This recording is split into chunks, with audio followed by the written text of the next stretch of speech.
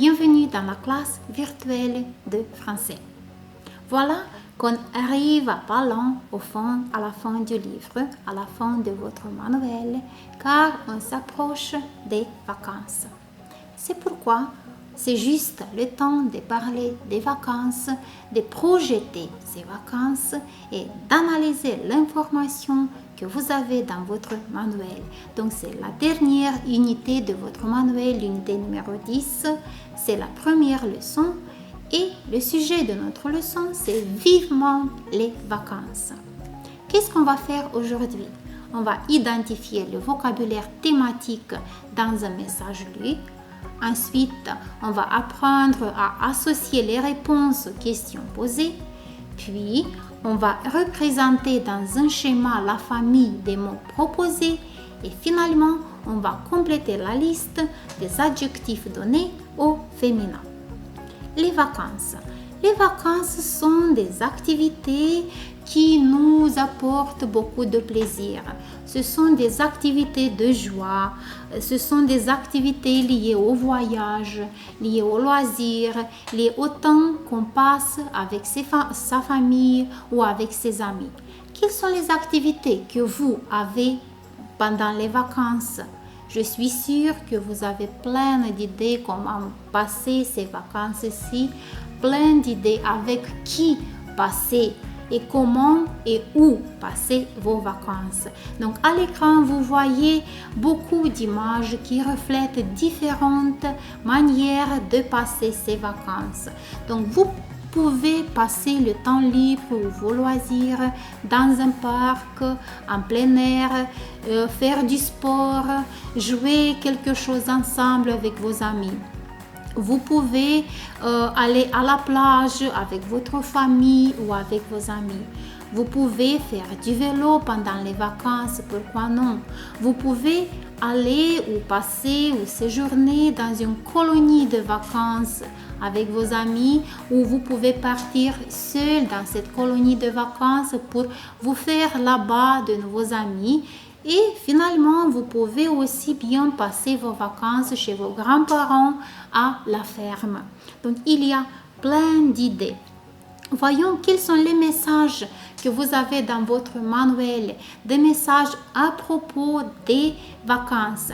Donc, dans votre manuel, on va analyser quelques textes qui vont vous offrir des idées liées aux différents lieux, aux différentes places où vous pouvez passer les vacances.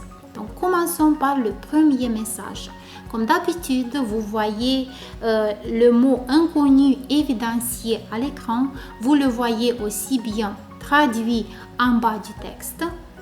Donc, soyez attentifs pour retenir l'information du texte. Bon souvenir des Pyrénées.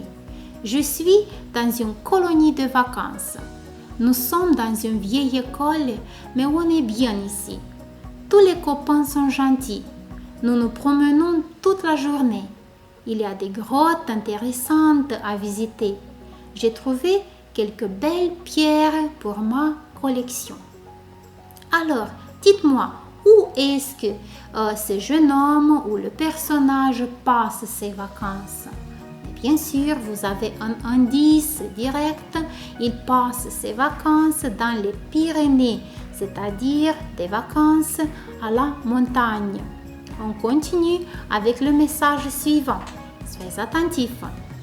Nous voilà à Sanary sur la côte d'Azur. Ici, c'est formidable. La plage est très belle. Le paysage est très romantique. Il ne fait pas trop chaud. Je suis dans l'eau du matin au soir. Je plonge assez bien. Ma sœur Monique aime rester sur la plage. Je pense que vous passez de bonnes vacances et que vous êtes aussi content que moi. Où est-ce que le personnage de ce texte-ci passe ses vacances? Cette fois-ci, il passe ses vacances sur la plage, à la mer. Donc, on a une autre destination. Analysons le troisième message que vous avez dans le manuel.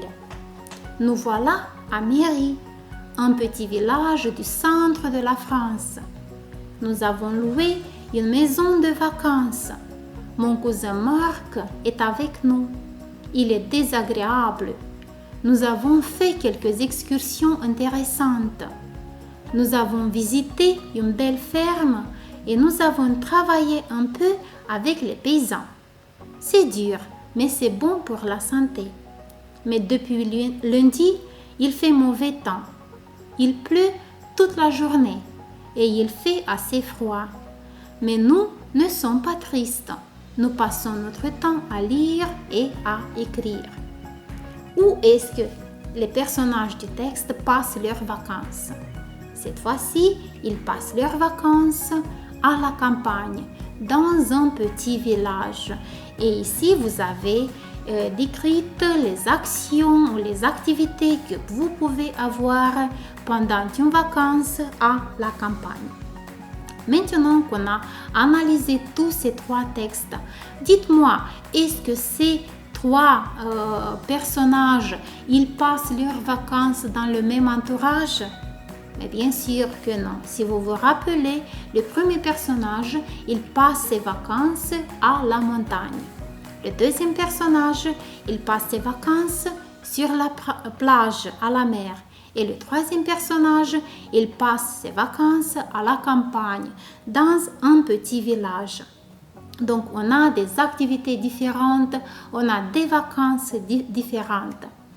L'activité suivante que je vous propose, c'est de vous rappeler bien le contenu de ces trois textes et de justifier les affirmations que vous voyez à l'écran, vrai ou faux. Tâchez de ne pas utiliser le manuel, mais de tout simplement vous rappeler ce que nous avons lu. La première affirmation. La colonie de vacances de Philippe est dans une vieille école.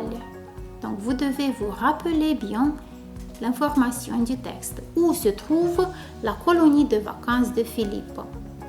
Si vous avez quand même besoin, vous pouvez utiliser le manuel. Il aime faire des collections. Est-ce que Philippe aime-t-il faire des collections? Vous pouvez regarder l'information du texte, mais vous pouvez aussi bien tout simplement vous rappeler. 3. Françoise est en vacances sur la côte d'Azur. C'est déjà le deuxième texte. Et c'est vrai ou faux?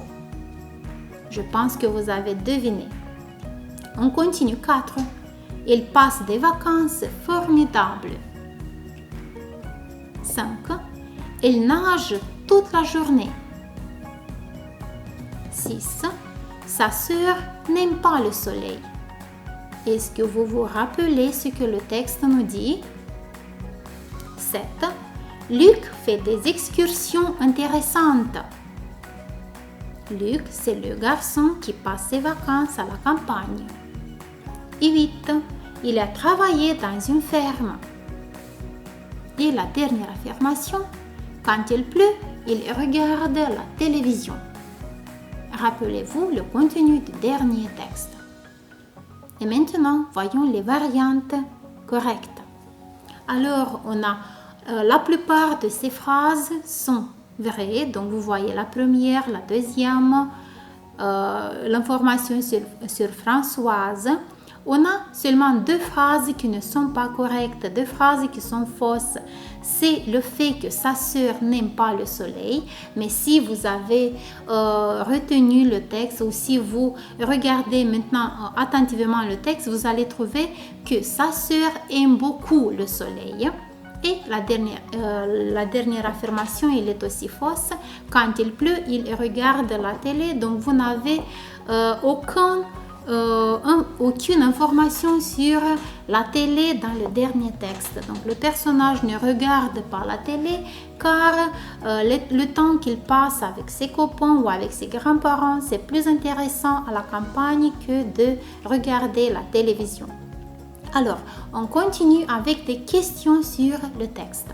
On commence par le premier texte, les vacances à la montagne. Alors, regardez attentivement le texte. Vous pouvez tout simplement vous rappeler l'information et écrivez dans vos cahiers la réponse aux questions suivantes. Où se repose Philippe? Philippe, c'est le premier personnage. Donc, écrivez correctement la réponse dans vos cahiers. Où se repose Philippe? Numéro 2. Que fait-il toute la journée? Rappelez-vous, que Philippe peut-il faire toute la journée? 3. Comment sont ses copains? Si vous ne pouvez pas vous rappeler, alors regardez dans le texte. Comment sont ses copains? Et la dernière question, qu'est-ce qu'il a visité? Alors, si vous êtes prêts, voyons les variantes correctes. Alors, Philippe se repose dans les Pyrénées. Je suis sûre que vous avez écrit correctement. Il se promène toute la journée à la montagne. Ses copains sont gentils et là-bas, il a visité beaucoup de grottes. On continue avec le deuxième message, avec le deuxième texte qui parle des vacances à la mer, des vacances sur la plage. Alors, analysons les questions. Quel temps fait-il à Sanary? Rappelez-vous le contenu du texte ou vous pouvez le consulter maintenant. Numéro 2. Où se trouve cette ville? La ville de Sanary. C'est très facile. Où se trouve-t-elle? 3. Comment est la plage? Et la dernière question. Qui aime se bronzer sur la plage? Si vous avez fixé les réponses dans vos cahiers, alors on peut vérifier la variante correcte. À Sanary, c'est formidable. Cette ville se trouve sur la côte d'Azur. La plage est très belle et Monique aime se bronzer sur la plage. Et on finit avec le troisième texte, le texte qui nous parle des vacances à la campagne. Et vous avez seulement 3 questions ici. La première, où passe ses vacances Luc? C'est très facile.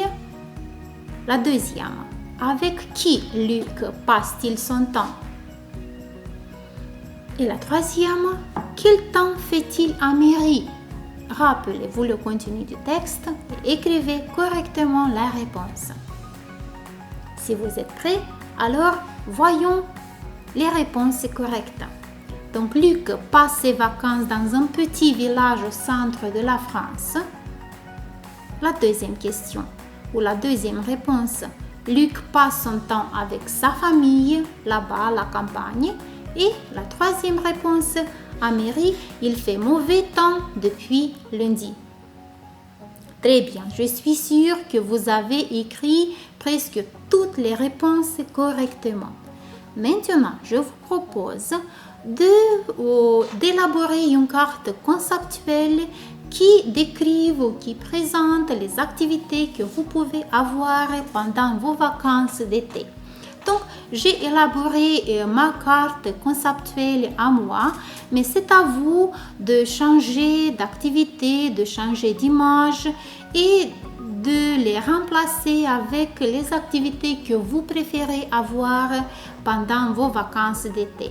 Donc, j'ai fixé ici dans ma carte conceptuelle des vacances à la mer. J'ai fixé aussi passer du temps dans le parc, faire du skate, ensuite faire de la danse dans le parc en plein air, comment est-ce qu'on appelle cette activité-ci? Faire des escalades, passer des vacances ou à la ferme. Ici, cette image, elle nous reflète aussi des vacances à la ferme. Et la dernière image, vous voyez une jeune fille qui fait de la course à pied dans le parc. Donc, je vous dis encore une fois, vous pouvez remplacer ces images-ci ou ces activités-ci par celles que vous préférez. Alors, on continue avec l'idée que toutes ces activités font partie de notre vie. Les activités font partie de notre vie. C'est aussi les amis avec qui nous organisons cette activité, ils font aussi partie de notre vie, mais aussi la famille. Les membres de nos familles font aussi partie de notre vie. Est-ce que vous savez que pas seulement les personnes ont des familles, ce sont les mots qui ont aussi des familles. Qu'est-ce que c'est une famille de mots? Je suis sûre que vous avez entendu parler de cette notion, la famille de mots. Qu'est-ce que c'est une famille de mots? Vous allez découvrir dans la vidéo qui suit. Donc regardez attentivement la vidéo et tâchez de comprendre ce que c'est une famille de mots.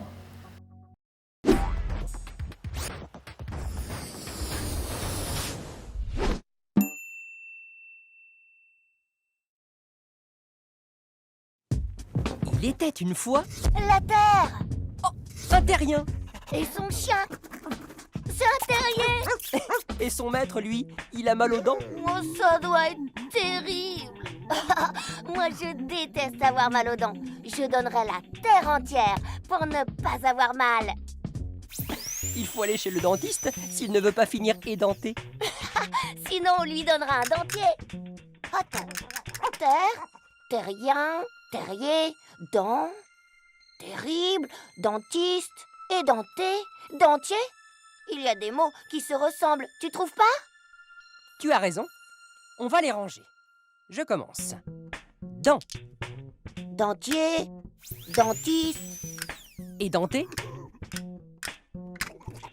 On peut en trouver d'autres. Dentifrice, dentition. on peut mettre aussi terre, terrien, terrier ensemble. Les mots se ressemblent. Ils forment des familles. Oui. Oh, mais ça ne marche pas pour terrible. Ni pour terrifié. Pourtant, ces deux mots ressemblent beaucoup au mot terre. C'est parce qu'ils n'ont pas de sens en commun. Terrible et terrifiant sont des mots qui désignent quelque chose qui peut faire peur. Oui, alors que terrier et terrien ont un rapport avec la terre. Pour que des mots appartiennent à la même famille, ils doivent avoir une relation de sens. Ainsi, les mots dent, dentier, dentifrice, dentiste appartiennent à la même famille. Par contre, terre et terrible n'appartiennent pas à la même famille. C'est amusant, on peut faire plein de familles de mots. Voyons, essayons avec d'autres mots. Poisson, poissonnier, poissonnerie. Jardin, jardinier, jardinerie. Tu sais comment on construit les mots d'une même famille? Ça doit pas être si compliqué puisqu'on les reconnaît. Mais on verra ça la prochaine fois parce que là, on ne s'entend plus. Je suis sûre que vous avez compris ce que c'est une famille de mots et vous avez découvert dans la vidéo beaucoup d'exemples de familles de mots. Donc la famille de mots, ce sont des mots qui se sont formés du même mot, qui ont un mot commun qui a donné naissance à plusieurs mots. C'est comme dans la famille, ils ont la même racine, ils ont quelque chose en commun, quelque chose qui les unit. Alors, je vais vous montrer d'autres exemples de familles de mots. Par exemple, si parler du mot école, la famille de ce mot sera écolier, scolaire, mais aussi bien scolarisé et scolarité. Donc, vous voyez combien de mots a le mot écolier. On continue avec une autre famille de mots. C'est le mot promenade qui a formé encore de mots comme promener ou se promener ou encore des noms promeneurs ou promeneuses, ceux qui se promènent. Ou encore une famille, c'est la famille du mot village. On a le mot villageois, celui qui habite un village, et villageoise, c'est la forme du féminin, villageoise. Ou encore un exemple, car on a parlé du village, on a le mot ferme. Quelle est la famille du mot ferme? Fermier, ou la forme du féminin, fermière. Encore, on a des verbes fermer et se fermer. Donc, tous ces mots font partie de la famille du mot ferme. Ou encore, on a le mot soleil. Soleil qui est tant présent pendant vos vacances d'hiver. Donc, il est aussi très riche. Donc, il a donné naissance aux mots comme solaire, ensoleillé, solstice, tournesol. Donc, vous voyez la fleur de tournesol, mais aussi parasol. Qu'est-ce que c'est un parasol? C'est un objet que vous utilisez souvent pendant vos vacances à la mer. Donc le parasol, c'est l'objet ou c'est une sorte de parapluie qui vous protège du soleil. Donc vous le prenez pour aller à la plage, pour être protégé du soleil. Alors, quand on parle des vacances, des voyages, on parle aussi des places qu'on visite, des monuments et on utilise souvent des adjectifs pour décrire ses impressions sur les vacances. Tâchez d'utiliser des adjectifs au masculin et au féminin pour décrire vos impressions sur les vacances ou pour décrire, dans notre cas, ces images-ci. Des adjectifs masculins et féminins. Et je vous donne pour commencer un exemple.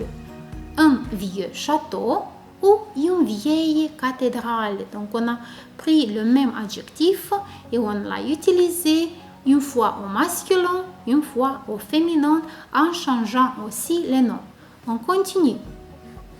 Choisissez s'il vous plaît un adjectif et utilisez-le pour décrire ces images-ci. Utilisez-le au masculin et au féminin.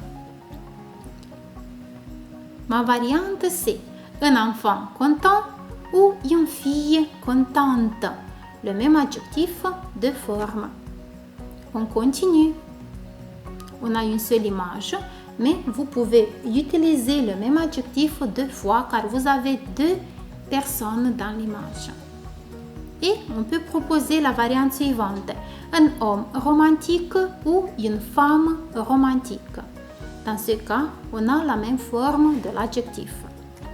On continue avec une autre image et la variante possible pourra être une belle fleur, un beau temps et un bel arbre. On va plus loin avec une autre image. Et la variante que je propose, c'est un moment désagréable et une action désagréable. C'est aussi la même forme. Encore des images. Et les variantes possibles, un mauvais temps ou une mauvaise pluie qu'on n'aime pas avoir pendant les vacances d'été. Encore, quelle est votre idée liée à cette image-ci? Un garçon triste et une fillette triste. On peut avoir encore d'autres variantes quand on se réfère au voyage, aux vacances, par exemple un petit village, une petite gare, un livre intéressant, une histoire intéressante, un bon voyage, une bonne journée, un jour froid, une nuit froide, un gentil homme ou une gentille femme. Donc, tâchez d'utiliser les adjectifs correctement quand vous décrivez vos vacances. Soyez attentifs aux noms qu'ils accompagnent. Passez bien vos vacances, n'importe où, que ce soit à la montagne, à la mer ou à la campagne. L'important est que vous les passiez bien et que vous soyez ensemble avec vos amis et votre famille. Une bonne journée à tous. Merci pour votre présence en ligne.